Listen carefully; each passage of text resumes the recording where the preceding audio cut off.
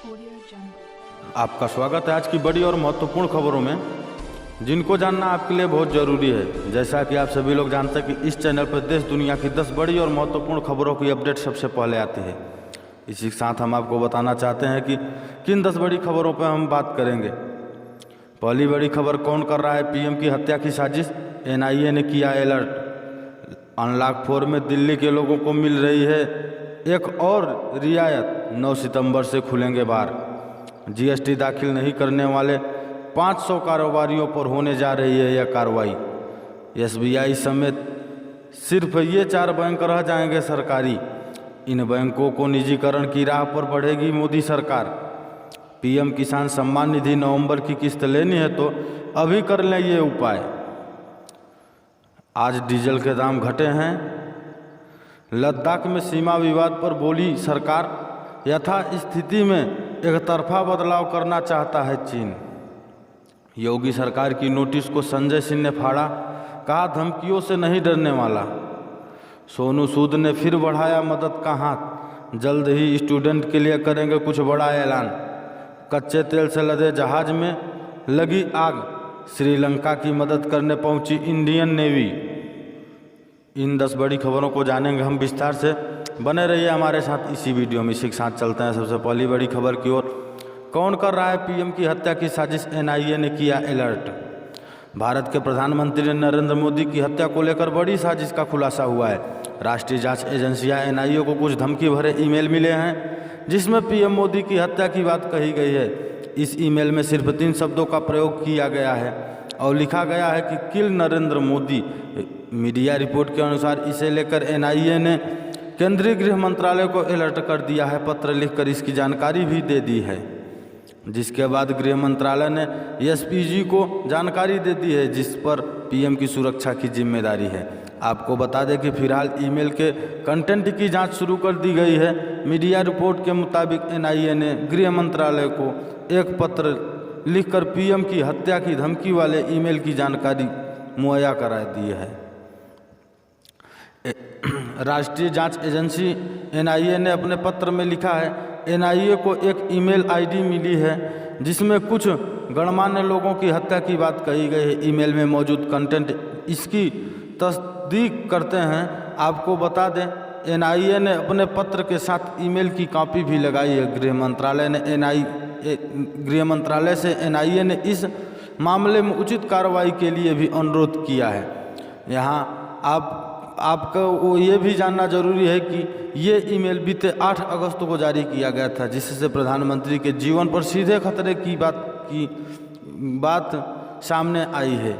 इसे देखते हुए सुरक्षा एजेंसियां चौकन्नी हो गई हैं। जानकारी के मुताबिक खतरे को देखते हुए पीएम की सुरक्षा और सख्त कर दी गई है। रिपोर्ट के मुताबिक इस मामले में एनआईए ने अपनी तरफ से किसी तरह की कोई जांच नहीं की है। आपको बता दें, एनआईए कई प्रमुख एजेंसियां के संपर्क में है। इसमें RAW, खुफिया ब्यूरो, IB, डिफेंस इंटेलिजेंस के प्रतिनिधि शामिल हैं। ये खुलासा ऐसे वक्त में हुआ है जब पीएम मोदी के प्रति नफरत की रणनीति को बढ़ावा देते हुए दुष्प्रचार किया जा रहा है। इस खुलासे के बाद बाहरी तत्वों और आतंकी गतिविधियों के खिलाफ मुस्तैदी बढ़ा दी गई है और सुरक्षा एजेंसियां अलर्ट पर हैं। इसी के साथ अगली बड़ी खबर, अनलॉक 4 में दिल्ली के लोगों को मिली एक और रियायत, 9 सितंबर से खुलेंगे बार। कोरोना के कारण थमी दिल्ली एक बार फिर दौड़ने लगी है। अनलॉक 4 के तहत मिली मेट्रो चलने की इजाज़त के बीच एक और रियायत दिल्ली सरकार की तरफ से मिली है। इस बार शराब के प्रेमी बार में एक बार फिर से चेस करते नजर आएंगे। दिल्ली के गवर्नर अनिल बैजल ने दिल्ली में एक बार फिर बार खोलने की इजाज़त दे दी है। दिल्ली आपदा प्रबंधन प्राधिकरण की बैठक में यह फैसला लिया गया है। गुरुवार को दिल्ली आपदा प्रबंधन प्राधिकरण की बैठक में उपराज्यपाल अनिल बैजल ने दिल्ली सरकार की सिफारिश को मंजूरी दे दी है, जिसमें दिल्ली में फिर एक बार को खोलने का प्रस्ताव था। हालांकि इसके लिए MOP का पालन करना अनिवार्य होगा। इसमें खास बात यह होगी कि हर ग्राहक को यहाँ शारीरिक दूरी का ख्याल रखने और संक्रमण से बचाव के लिए प्रयासरत रहना है। हॉट स्पॉट जोन में बार को खोलने की इजाज़त नहीं होगी। इसके साथ ही एंट्री पर थर्मल स्क्रीन की व्यवस्था रखनी होगी। वहीं बार में सिर्फ 50% से ज़्यादा लोगों को बार में बैठने की इजाज़त नहीं होगा। यहाँ सिर्फ बिना लक्षण वाले लोगों और स्टाफ की एंट्री दी जाएगी। इसी के साथ अगली बड़ी खबर, जीएसटी दाखिल नहीं करने वाले 500 कारोबारियों पर होने जा रही है यह कार्रवाई। जीएसटी दाखिल नहीं करने को लेकर विभाग ने कारोबारियों पर नकेल कसनी शुरू कर दी है। विभाग ने 500 से अधिक कारोबारियों को काली सूची में डाल दिया है। अब नोटिस की तैयारी है। विभाग ने कारोबारियों को 30 सितंबर तक का अंतिम मौका दिया है, जबकि कारोबारियों ने 30 नवंबर तक का समय मांगा है। हालांकि व्यवसायी वर्ग सरकार से इसमें छूट की भी लगातार मांग कर रहे हैं। बिहार टेक्सटाइल एसोसिएशन के श्याम पोद्दार के अनुसार कोरोना काल में कारोबारियों को भारी नुकसान हुआ है। अब भी कारोबारी पटरी पर नहीं है। कारोबारियों को मकान का किराया, कर्मियों का भुगतान, आयकर, बिक्री कर, जीएसटी, बिजली शुल्क, श्रम कर और निगम का टैक्स अदा करने की मजबूरी है। बैंक लोन का ब्याज भी बढ़ता जा रहा है। ऐसे में टैक्स में रियायत देना चाहिए। जबकि चैम्बर ऑफ कॉमर्स के मीडिया प्रभारी सज्जन शर्मा बताते हैं कि जीएसटी के लिए समय सीमा बढ़ानी चाहिए। रेडीमेड कारोबारी दीपक जायसवाल बताते हैं कि कोरोना से उत्पन्न स्थिति में सरकार को कारोबारियों को राहत और रियायत देनी चाहिए, तभी हम कारोबार कर पाएंगे। अब तक हुए नुकसान की भरपाई संभव नहीं है। उधर टैक्सेशन बार एसोसिएशन ने वित्त मंत्री को पत्र भेजकर वित्तीय वर्ष 2019-20 के कंपोजिशन स्कीम के तहत जीएसटी की वार्षिक विवरणी की तिथि बढ़ाने की मांग की है। एसोसिएशन के उपाध्यक्ष सह अधिवक्ता प्रदीप कुमार वर्मा ने वित्त मंत्री को भेजे गए पत्र में बाढ़ और लॉकडाउन का हवाला देते हुए व्यवसायियों की परेशानी के मद्देनज़र वार्षिक विवरणी दाखिल करने की समय सीमा 30 नवंबर तक बढ़ाने की मांग की है। उधर विभाग द्वारा नोटिस जारी करने की तैयारी चल रही है। इस संबंध में पूछे जाने पर विभाग के अधिकारी ने बताया कि हम नियम के अनुसार कार्रवाई कर रहे हैं। इसी के साथ अगली बड़ी खबर, एसबीआई समेत सिर्फ ये 4 बैंक रह जाएंगे सरकारी। इन बैंकों के निजीकरण की राह पर बढ़ेगी मोदी सरकार। बैंकों के निजीकरण के लिए मोदी सरकार 1970 में बैंकों के राष्ट्रीयकरण के लिए बने कानून बैंकिंग कंपनीज एक्ट को निरस्त कर सकती है। ऐसा करना सरकार के लिए मुश्किल भी नहीं होगा, क्योंकि संसद के दोनों सदनों से वह बिल को पारित करने में सक्षम है। बैंक सेक्टर में सरकार जल्द ही निजीकरण की राह पर तेजी से आगे बढ़ सकती है। निजी आयोग ने बैंकों की निजीकरण का ब्लूप्रिंट भी तैयार कर लिया है। आयोग ने केंद्र सरकार को 4 सरकारी बैंकों पर ही अपना नियंत्रण रखने का सुझाव दिया है। इन बैंकों में भारतीय state bank, Punjab national bank, bank of Baroda और केनरा बैंक शामिल हैं। इसके अलावा आयोग ने 3 छोटे सरकारी बैंकों Punjab and Sindhi bank, bank of Maharashtra, UCO bank का प्राथमिकता के आधार पर निजीकरण करने का सलाह दी है। अन्य सरकारी बैंकों bank of India, union bank, Indian overseas bank, central bank और इंडियन बैंक का सरकार या तो चार बचे हुए बैंकों में विलय करेगी या फिर इसमें हिस्सेदारी घटाएगी। इन बैंकों में सरकार अपनी हिस्सेदारी को 26% तक सीमित कर सकती है। इसी के साथ अगली बड़ी खबर, पीएम किसान सम्मान निधि नवंबर की किस्त लेनी हो तो अभी कर लें ये उपाय। प्रधानमंत्री किसान सम्मान निधि स्कीम के तहत पीएम नरेंद्र मोदी ने 9 अगस्त को 8.5 करोड़ किसानों के बैंक खाते में 17,000 करोड़ रुपए ट्रांसफ़र कर दिए थे। केंद्रीय कृषि मंत्रालय ने 30 लाख और किसानों को 2-2 हज़ार रुपये भेजा है। पीएम किसान सम्मान निधि के जरिए सालाना 3 किस्तों में 6,000 रुपये का लाभ उठाने के लिए कुल 8 करोड़ 81 लाख लाभार्थी हैं। अगर आपको अगस्त की 2,000 रुपये की किस्त नहीं मिल पाई है तो हो सकता है आपके डॉक्यूमेंट में कोई कमी रह गई हो। मसलन हो सकता है आपके आधार अकाउंट नंबर और बैंक अकाउंट नंबर में गलती हो। अगर ऐसा हुआ हो तो आपको नवंबर वाली किस्त भी नहीं मिल पाएगी। ऐसी गलती को आप घर बैठे दुरुस्त कर सकते हैं। जाने आसान स्टेप। पीएम किसान स्कीम की ऑफिशियल वेबसाइट pmkisan.gov.in पर जाएं। इसके फार्मर कॉर्नर के अंदर जाकर एडिट आधार डिटेल ऑप्शन पर क्लिक करें। यहाँ पर अपना आधार नंबर दर्ज करें। इसके बाद एक कैप्चा कोड डालकर सबमिट करें। अगर आपका केवल नाम गलत होता है तो यानी कि एप्लीकेशन और आधार में जो आपका नाम है दोनों अलग अलग है तो आप इसे ऑनलाइन ठीक कर सकते हैं।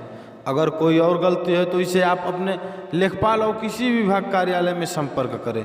आवेदन करने के बाद भी पैसा न मिले तो केंद्रीय कृषि मंत्रालय की ओर से जारी हेल्पलाइन नंबर पीएम किसान हेल्पलाइन नंबर 155261 या 1800115526 पे टोल फ्री पर संपर्क करें।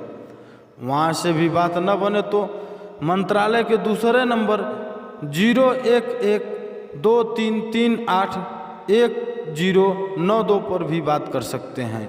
केंद्र या राज्य सरकार से अधिकारी एवं 10,000 से अधिक पेंशन पाने वाले किसानों को लाभ नहीं मिलेगा।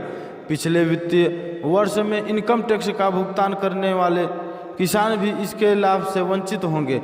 डॉक्टर, इंजीनियर, सीए, वकील, आर्किटेक्ट, वर्तमान या पूर्व मंत्री, मेयर, जिला पंचायत अध्यक्ष, विधायक, एमएलसी, लोकसभा और राज्यसभा सदस्यों को स्कीम से बाहर रखा गया है। इसी के साथ अगली बड़ी खबर, आज डीजल के दाम में कमी। सरकारी तेल कंपनियों की ओर से आज डीजल की कीमत में 15 से 17 पैसे की कमी की गई है। हालांकि पेट्रोल की कीमत पहले की तरह ही है। इससे पहले 30 जुलाई को दिल्ली सरकार ने डीजल के दाम में 8 रुपये 36 पैसे की कटौती थी, जिससे दिल्ली में डीजल का दाम बाजार में 73 रुपये 56 पैसे प्रति लीटर हो गया था। इसी के साथ अगली बड़ी खबर, लद्दाख में सीमा विवाद पर बोली सरकार। यथास्थिति में एक तरफा बदलाव करना चाहता है चीन। पूर्वी लद्दाख की वास्तविक नियंत्रण रेखा LAC पर मई की शुरुआत से जारी भारत चीन के बीच सीमा विवाद थमने का नाम नहीं ले रहा है। चीन लगातार सीमा पर उकसावेपूर्ण कार्रवाई कर रहा है। हालांकि भारतीय जवान उसकी हर हरकत को विफल करते हुए जवाब दे रहे हैं। अब एक बार फिर से केंद्र सरकार ने चीन पर निशाना साधा है। सरकार ने कहा है कि चीन का मकसद यथास्थिति में एक तरफा बदलाव करना है। चीन के साथ सीमा विवाद पर विदेश मंत्रालय के प्रवक्ता अनुराग श्रीवास्तव ने गुरुवार को प्रेस कॉन्फ्रेंस में कहा कि चीन की गतिविधियों का मकसद यथास्थिति में एक तरफा बदलाव करना है। यह साफ है कि बीते 4 महीने में हमने जो हालात देखे हैं वो स्पष्ट रूप से चीनी पक्ष की गतिविधियों का नतीजा है। विदेश मंत्रालय ने पूर्वी लद्दाख में गतिरोध पर कहा कि जिम्मेदाराना तरीके से पूरी स्थिति को संभालना चाहिए। श्रीवास्तव ने कहा, हम पुरजोर तरीके से चीन से आग्रह करते हैं कि वह पूरी तरह से पीछे हटकर सीमा पर तेजी से शांति बहाली के लिए गंभीरता से भारतीय पक्ष का साथ दे। प्रवक्ता अनुराग श्रीवास्तव ने कहा कि चीन के साथ सीमा विवाद मामले में आगे भी बातचीत जारी रहेगी। भारत बातचीत के जरिए सभी मुद्दों का हल निकालने के लिए प्रतिबद्ध है। दोनों पड़ोसी देशों के बीच सीमा पर उस समय स्थिति और बिगड़ गई थी जब जून के मध्य में भारत और चीन के सैनिकों के बीच गलवान घाटी में हिंसक झड़प हो गई थी। इस झड़प में 20 जवान शहीद हो गए और तो वहीं चीन के कई सैनिक मारे गए थे। इसके बाद दोनों पक्षों में कई स्तर की वार्ता हुई थी। NSA अजित डोभाल और चीनी विदेश मंत्री वांग यी और शीर्ष सैन्य स्तर की बातचीत के बाद चीनी सेना कुछ इलाकों से पीछे हटी थी। हालांकि फिर से 29-30 अगस्त को रात और 31 अगस्त को चीनी सैनिकों ने पैगोंग क्षेत्र में घुसपैठ की कोशिश की थी, जिसे भारतीय जवानों ने विफल कर दिया था। श्रीवास्तव ने मंगलवार को कहा था कि चीन के पीपुल्स लिबरेशन आर्मी ने एक बार फिर उकसावे वाली कार्रवाई की। जब स्थिति सामान्य करने के लिए कमांडर चर्चा कर रहे थे, चीनी प्रयासों के बाद भारतीय सेना ने पैगोंग के दक्षिणी तट पर कम से कम 3 सामरिक महत्व की ऊंचाइयों पर अपनी स्थिति को मजबूत कर लिया है। यह पूछे जाने पर कि क्या विदेश मंत्री एस जयशंकर मास्को में शंघाई सहयोग संगठन SCO की 10 सितंबर को होने वाली विदेश मंत्रियों की बैठक में जाएंगे। श्रीवास्तव ने कहा हाँ, वे 10 सितंबर को होने वाली बैठक में हिस्सा लेंगे। गौरतलब है कि SCO 8 देशों का संगठन है जिसमें भारत और चीन भी शामिल है।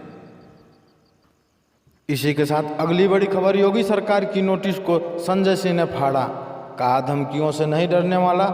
आम आदमी पार्टी के उत्तर प्रदेश प्रभारी व राज्यसभा सांसद संजय सिंह ने यूपी सरकार की लाल फीताशाही पर निशाना साधते हुए कहा कि राज्य सरकार मुझे 27 अगस्त को नोटिस जारी कर 27 को ही सुबह 10 बजे हाजिर होने के लिए कहती है, लेकिन मुझे ये 3 सितंबर को दिल्ली में मिलती है। उन्होंने पत्रकार वार्ता में इस नोटिस को फाड़ते हुए कहा कि मैं इससे डरने वाला नहीं हूं।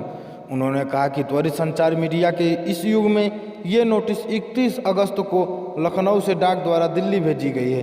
दिल्ली के पते पर यह आज पहुंची है। ये FIR की कॉपी है जो ऑफिस के मकान मालिक द्वारा दिलवाई गई है। इसमें मेरा नाम भी नहीं है, एक और अज्ञात के खिलाफ दर्ज है, लेकिन ये मुझे भेजी गई। इसमें लिखा है कि 27 अगस्त को आपको थाने में हाजिर होना है। यदि आप नोटिस की शर्तों का पालन नहीं करते हैं तो मैं असमर्थ रहेंगे तो आपको कानूनन गिरफ्तार करना पड़ेगा। उन्होंने कहा कि यह धमकी पत्र एक राज्यसभा सांसद को भेजा गया है। इस तरह की धमकियां बेअसर हैं। राज्य सरकार मुझे डराने की कोशिश न करे। प्रेस कॉन्फ्रेंस में प्रदेश अध्यक्ष सभाजीत सिंह, सुप्रीम कोर्ट के अधिवक्ता प्रियंका कक्कड़, सह-प्रभारी नदीम अशरफ, सह-प्रभारी ब्रिज कुमारी मौजूद थी।